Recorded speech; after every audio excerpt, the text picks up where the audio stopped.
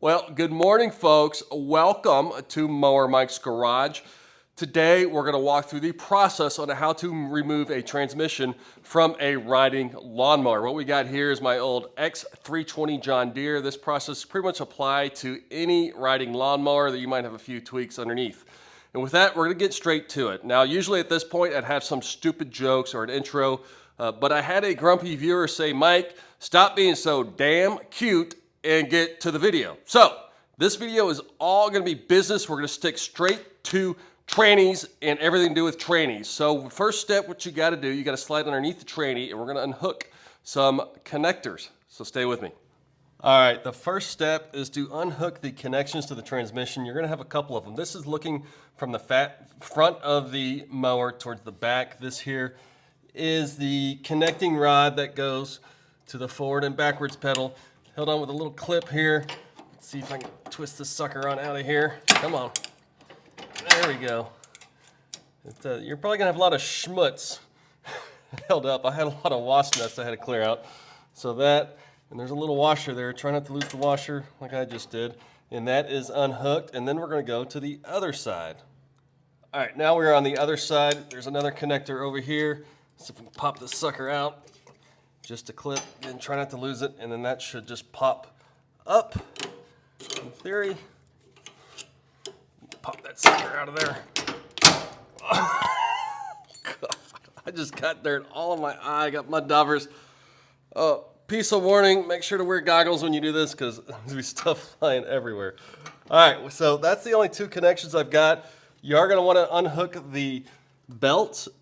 It should be loose, so go ahead and loop the belt off, and then we're going to unhook the actual bolts. All right, kids, we got the boring part out of the way. The next step is to unbolt the actual transmission and pull it out. Now, there's a lot of ways to do this. You'll see online a lot of people just leave the wheels attached, unbolt it, and then lift the whole body up, shove it forward. I'm trying to do it a little safer, don't smash my toes. So what I've got here, I've got a jack set up underneath holding up the main transmission, and then we've got two jack stands. So in theory, when I unbolt these bolts, those are what holding on, there's two on each side, I should be able to slowly lower out the transmission and then pull it out. Another note is that I tried getting that damn drive belt off and I could not get it off. So as I pull it out, I'm gonna pull it forward, unhook the drive belt, and then drag it out. Will this work? I don't know. I've never actually done this, so let's find out. Okay, so I've got the other side unbolted. All that's hanging onto this transmission now is these two bolts, so I'm gonna take them off. Not quite sure what's gonna happen. Well, I wanted to make sure I got this on camera in case it is an absolute disaster. All right. Come on. There we go.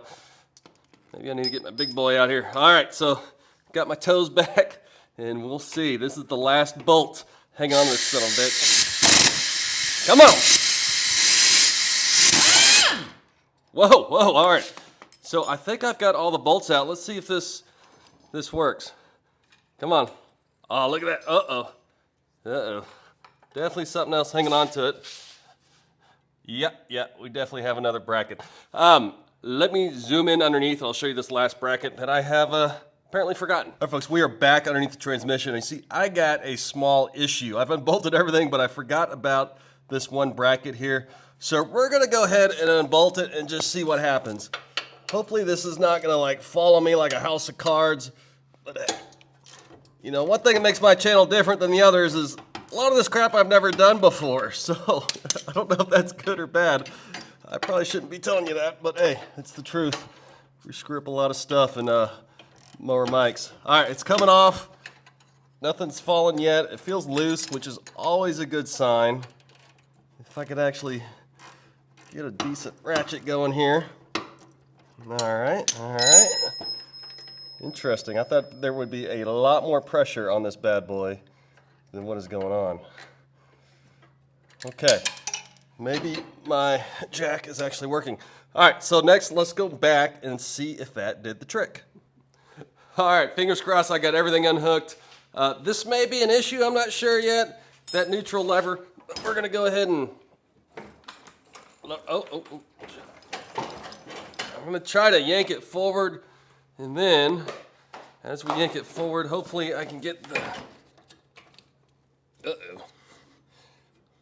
Yeah, that's going to be a problem too. I think we're going to have to unhook the neutral lever for sure. All right, folks, you missed that. But I was able to pull it forward and actually pulled the neutral lever through the handle, so I didn't actually have to undo it. Now we've got this drive belt on here, and we've got an extra clip. And see, this whole thing is heading south quickly. All right, so there's a clip here I'm going to try to remove, and then we're going to try to remove the drive belt. Actually, I could probably do the drive belt right now. There we go. All right, drive belt is off. And let's remove this last clip. All right, you can see the last thing I hope that is hanging on to this damn thing is this little dampener rod. It's got this little clip right here.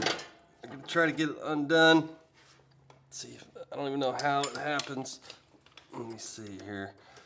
Now at this point you would figure I would stop filming this video because I completely failed on all aspects. I don't even know how this stupid thing comes off. Oh my gosh. All right, let me try to shove this in here.